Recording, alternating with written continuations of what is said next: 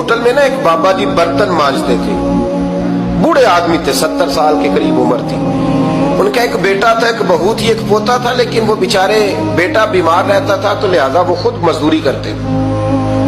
کہتے ہیں ایک دن وہ بابا جی میرے پاس آئے، کہنے لگے میم صاحبہ 2-4 دن کی چھٹی چاہیے. تو میں نے کہا خیریت ہے؟ کہنے لگے میڈم میرا بیٹا فوت ہو گیا. بیٹا، آپ کو پتہ ہے باپ کا جنازہ پڑھنا آسان ہے، بیٹے کا جنازہ اٹھانا بڑا مشکل کام. کہتی ہے میں کچھ لکھ رہی تھی، میرے ہاتھ سے قلم گر گیا. میں نے خود گاڑی بھیجی، بابا جی گاؤں چلے گئے جہاں وہ رہتے تھے. کہتی 2-3 دن کے بعد میں اور میرا شوہر گئے تو رستے میں ہم باتیں کر رہے تھے کہ کیا تعزیت کریں گے. ایک ہی بیٹا تھا، کوئی رشتہ دار بھی نہیں، تو اس کی تو کائنات اجڑ گئی، کن لفظوں سے اسے تعزیت کیا کہیں گے. کہتے جب ہم گئے تو وہ ٹوٹی ہوئی چٹائی پہ بیٹھا تھا، کچھ لوگ قریب تھے. ہم نے جا کے کہا بابا آپ مسلمان ہیں، ہم آپ کو کیا نصیحت کریں، ایک ہی بیٹا تھا، کہ کس طرح کر کے ہم آپ کو تسلی دیں. تو کہتے اس نے آنکھیں کھولی، بوڑھی آنکھوں میں ایمان کی روشنی. کہنے لگا بی بی کیا تعزیت کی بات کرتی ہو، میں نے کوئی پیسے جمع کرا کے بیٹا لیا تھا، خدا نے فضل سے دیا تھا، عدل سے لے گیا ہے.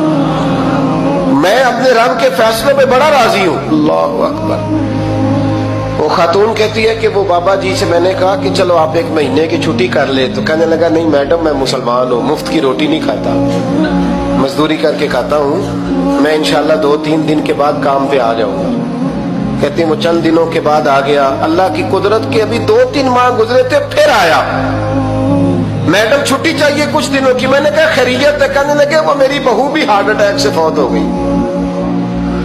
کہتے اب میں بھی تڑپ گئی اور عیسائی ہو کہ میری آنکھوں میں آنسو آ گئے. میں نے کہا گھر کا دروازہ بند ہو گیا، اب یہ بیچارہ کیا کرے گا. وہ اپنے شوہر کے غم میں ہارٹ اٹیک سے فوت ہو گئی. کہتے ہم پھر 2-3 دن کے بعد تعزیت کے لیے گئے. پھر ٹوٹی ہوئی چٹائی، بوڑھا نہ اپنی انگلیوں سے زمین پر کچھ بنا رہا.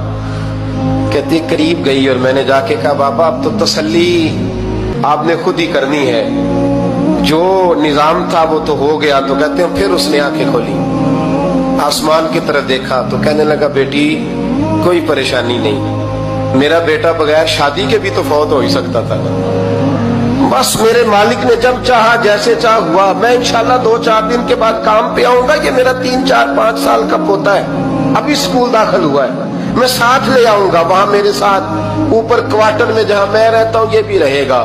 کبھی کبھی میں دیکھتی چھت پہ کھڑے ہو کے کہ دادا گھوڑا بنا ہوا ہے اور پوتا سواری کر رہا ہے. وہ سویرے اٹھتا اس کو سکول چھوڑ کے آتا، شام کو لے کے آتا، پیار کرتا، محبت کرتا. تیسری منزل پر ہم نے کوارٹر دیا ہوا تھا، وہاں دادا پوتا رہتے. اللہ تو بڑا بے نیاز ہے.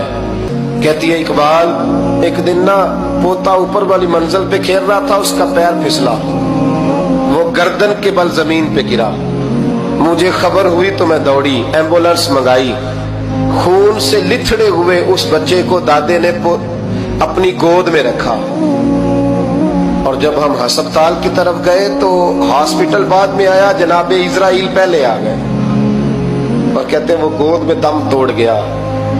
پھر دادے نے اسے اپنے ہاتھوں سے غسل دیا، پھر اس نے اپنے بوڑھے ہاتھوں سے قبر کھودی اور پھر مٹی ڈال کے کہنے لگا انا للہ و انا الیہ راجعون. جے سونا ہی میرے دکھ وچ راضی، جے سونا ہی میرے دکھ وچ راضی.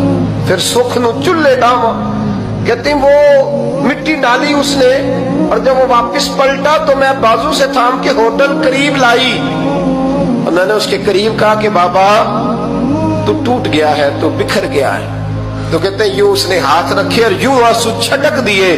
کہنے لگا میڈم کیوں میرے اندر کوئی عقیدہ نہیں، میں کوئی لوارث ہوں، میرا کوئی رب نہیں، میں کیوں پریشان رہوں گا، میں تو پکا ہوا پھل ہوں. تھوڑے دن گزرے کہ قبر میں جاؤں گا اور جب جنت میں جاؤں گا تو اللہ میری بیٹے سے بھی ملاقات کرائے گا، میرے پوتے سے بھی ملاقات کرائے گا، میرا رب ساری ملاقاتیں کرا دے گا. میں اپنے اللہ کی رضا میں بڑا راضی ہوں. وہ خاتون کہتی ہے میرا اور میرے شوہر کا کلیجہ پھٹنے لگا. میں نے کہا بابا یہ جذبہ کہاں سے ملتا ہے؟ یہ سکون کہاں سے آتا ہے, یہ کیفیت کیسے ملتی ہے؟ مجھے کہنے لگا تو نے لینی ہے. میں نے کہا تو کہنے لگا تو بھی گنبد خضرا والے نبی کا کلمہ پڑھ جا, اللہ تجھے سکون عطا کرے.